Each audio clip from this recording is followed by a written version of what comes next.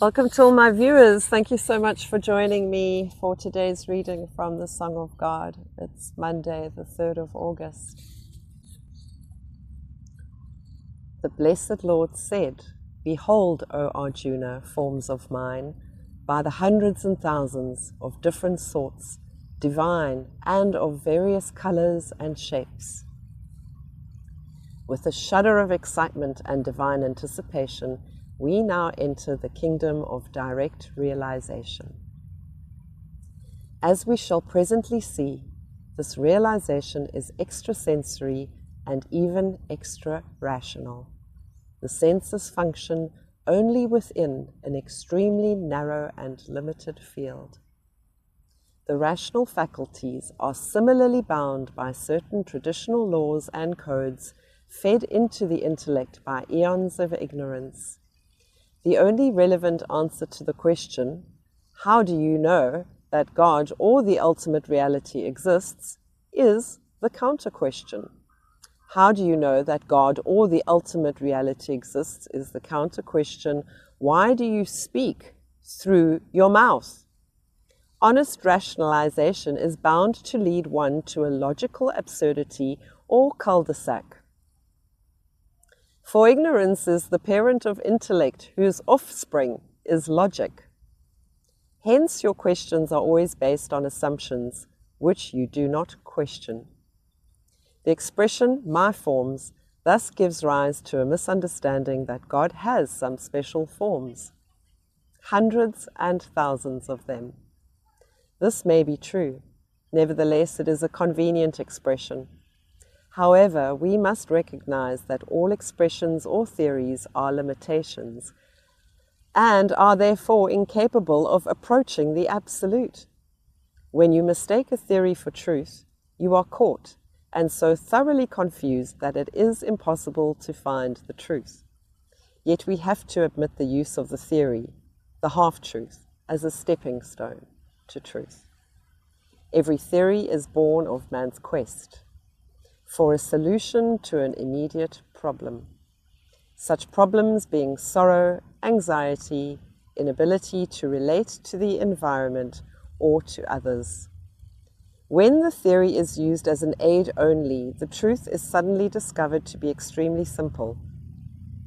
Intellect, logic, or rationalization is the catalyst and should reduce dogmas, superstitions, bias, prejudice, and ignorance to the pure ash of direct self-realization.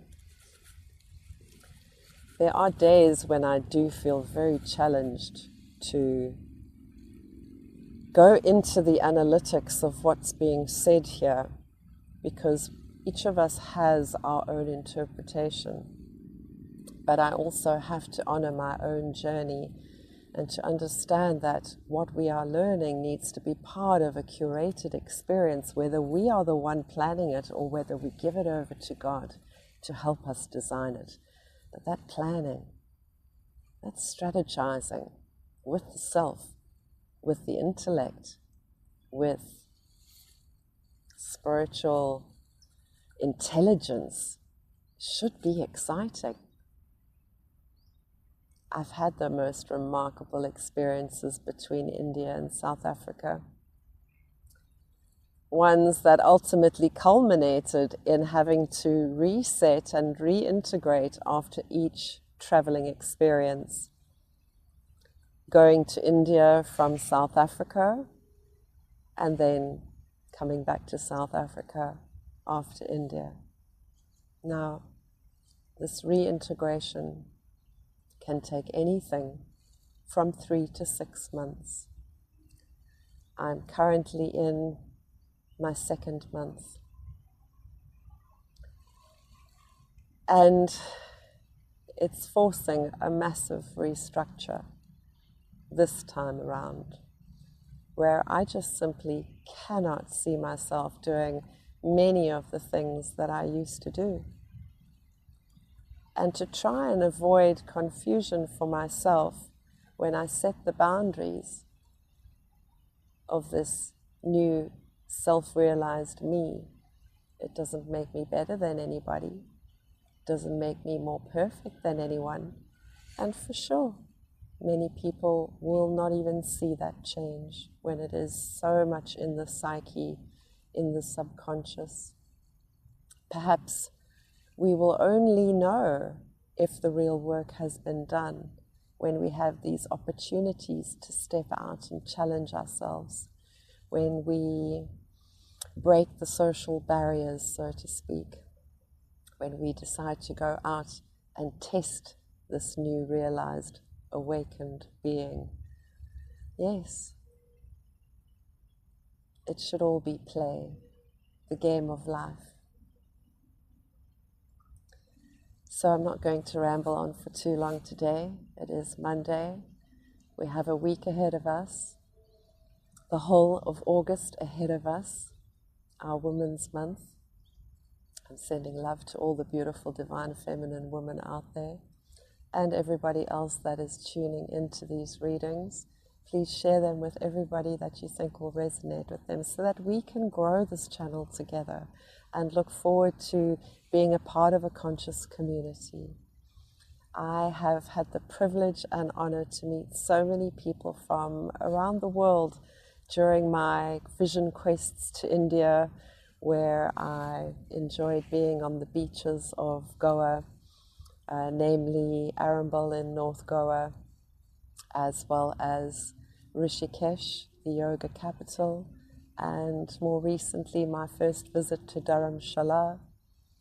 I've met people from Sweden, Germany, Russia, Ukraine, and it's devastating to know that there are wars between the people that used to come together so easily around our December trips. Even the Israelis that we all used to meet in Goa were very difficult to find. If we're not in our home country, we might be hiding out somewhere or moving fast under forced laws and challenges with immigration. The world is certainly moving at a rapid pace. It feels very difficult or different. It's a very different way of living for me, having to ground myself into stillness, because I've been living in a fight, flight, survival reality for the last couple of years. I just love to honor the peace and the stillness of these natural spaces with you. Grounding in the word, any word that is going to nourish your heart and your soul, to bring you into union. Allow your mind, your thoughts, and all those other operating system processes that are going on in the background to release any regurgitating, negative, limiting beliefs. We are moving into self-realization, into this next chapter, allowing this book to manifest through us, through the conscious and the subconscious and all the other layers of the mind. Allowing the words to tune us, attune us, to hone our intuition, to become light for others. I'll see you soon. The divine in me honors the divine in you. Namaste. God bless.